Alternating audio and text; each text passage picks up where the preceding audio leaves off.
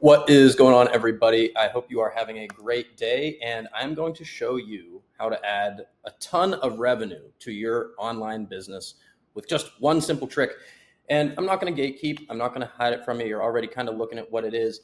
That is going to be email. And I'm going to explain exactly how we're leveraging email to add 67% of online businesses' revenue back into their bottom line just with this one simple thing. So a little bit before we get into that, my name is Stephen Kommer. I've been in the high-level digital marketing space for the last 12 and a half years now, and we've worked with over 14 dozen different niches, industries, and verticals over the course of that time. I have 6 marketing agencies, 3 of which are price point specific, so that if you have a limited budget or budget is of no question, we got you covered. And then I have 3 that are industry specific. Given the fact that we've figured out for at least a few industries, things that work that are plug and play, no questions asked, just needs tailored to your brand. That being said, you're obviously looking at a pretty impressive set of figures. Between July 17th, 2024 and August 16th, 2024, this online business's revenue has grown 205%. And in large part, it is due to what we're doing with email. And I'm going to uncover the secrets of what we're doing for them and how you can do it for yourself. Now, email is the one trick pony in the sense of how we're able to do this. Obviously, you can see 2/3 of the revenue is coming from email.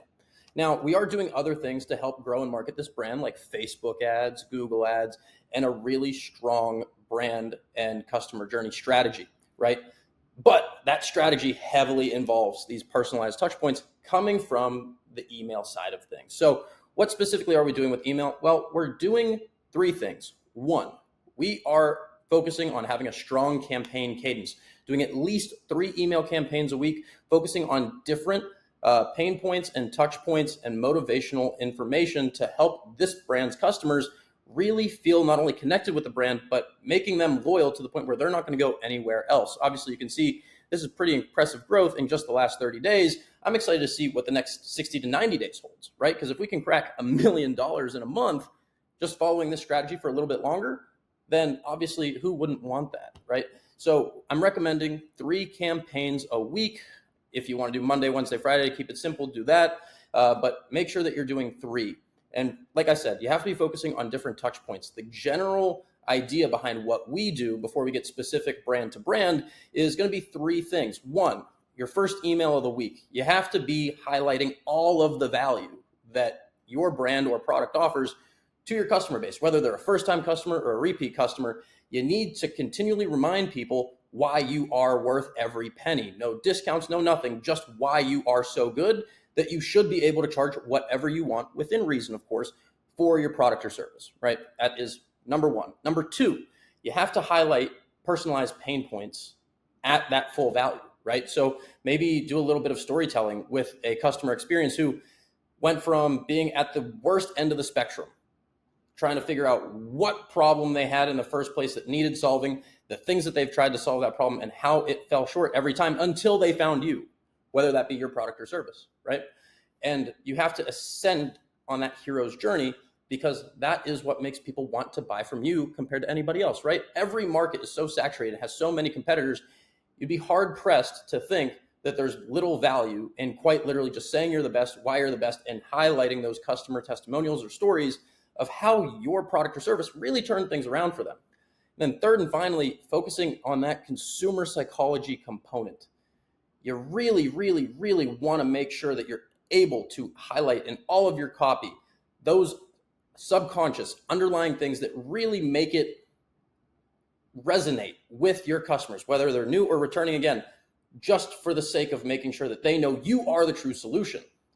Now, moving on to the things that happen after the fact, right? You want your campaigns to do the bulk of the legwork on your conversions. You can see here in the breakdown, campaigns make up 83% of this $380,000 in revenue in the last 30 days.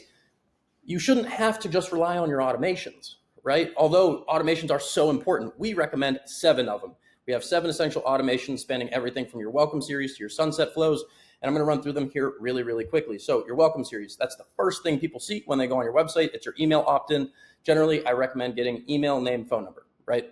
Because then you have an extra means to be in direct contact with your customers that feels not only more personalized, but also gives you the opportunity to be more direct than, say, doing retargeting ads with Facebook or Google. Not that they aren't worth doing, but if you can be direct to each consumer, that's the way to go. And it actually ends up costing you less in the way of retargeting because you're doing something that's not only direct, but it's directly measurable.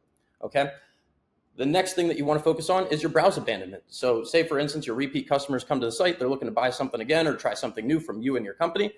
Well, if they're spending the time there and they're looking around, but you're not incentivizing them or reminding them like, hey, you were checking out something new.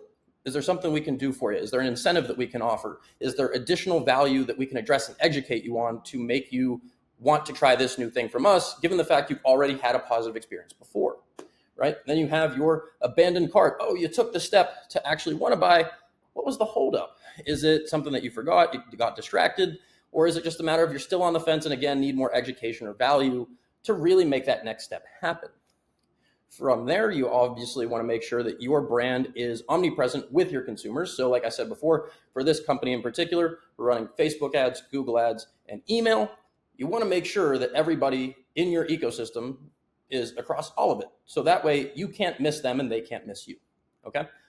Then you're going to go into your reviews and getting your testimonials, right? Provided that they had a positive experience, you want to be asking them for that feedback so that you can share it with other new and existing customers so that they can see, oh, this brand is actually doing good things. More and more people are supporting them. I should continue or start supporting them myself. Okay.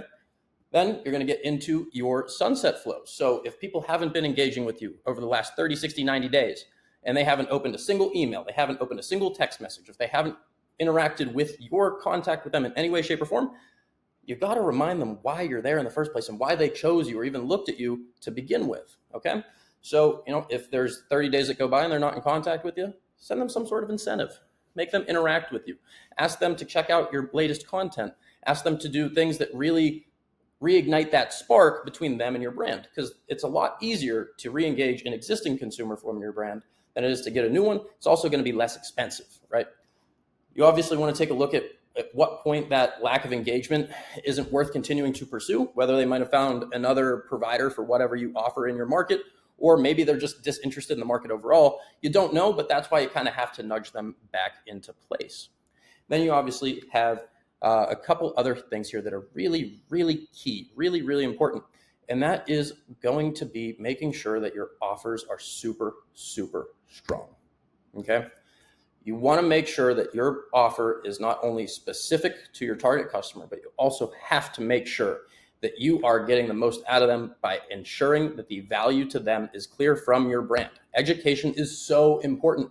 And that's another reason that you want to get them engaged with your other social channels or with the other places that you're present online. So that they can go seek that out whenever they want if they need that clarity. And sometimes you just have to point them in the right direction. Now, I know I didn't go through all 7 of the essential ones. I can't give everything away in just one video because trust me, even in just this one case study, there's so much more to go over. We're going to talk about Facebook. We're also going to talk about Google. We're also going to talk about creating a strategy to get results like this with your brand, whatever that may be. Like I said, we work with 14 dozen different niches, industries, verticals, and that's a lot of different markets.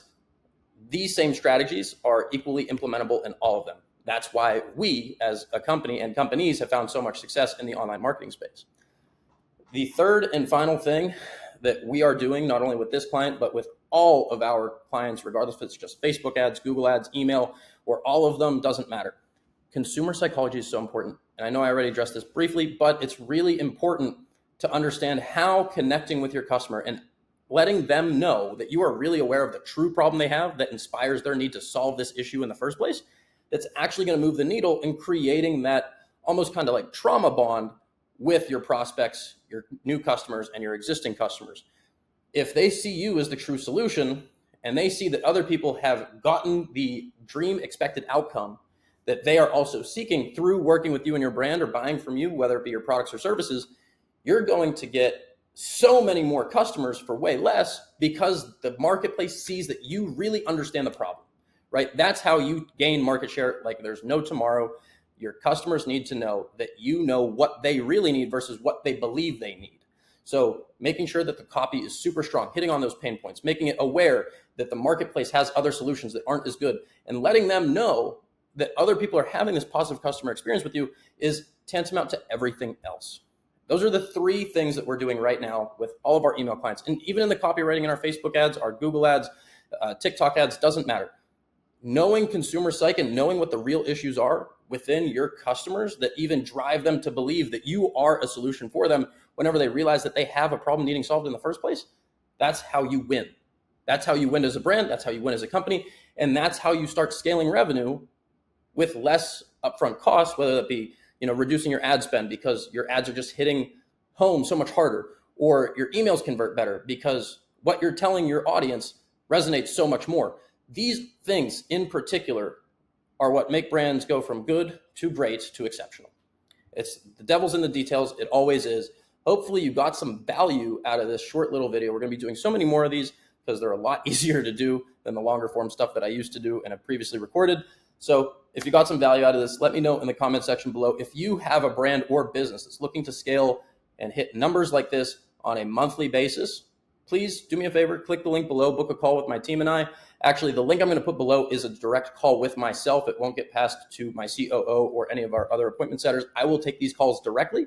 So if that's something that you have interest in, getting your issues uncovered, assessing your goals to make sure that we're a good fit, and showing you exactly what we can do for your brand and business, go ahead, book a call. I'd love to speak with you soon. I hope you'll have a blessed day, and I'll see you on the next one.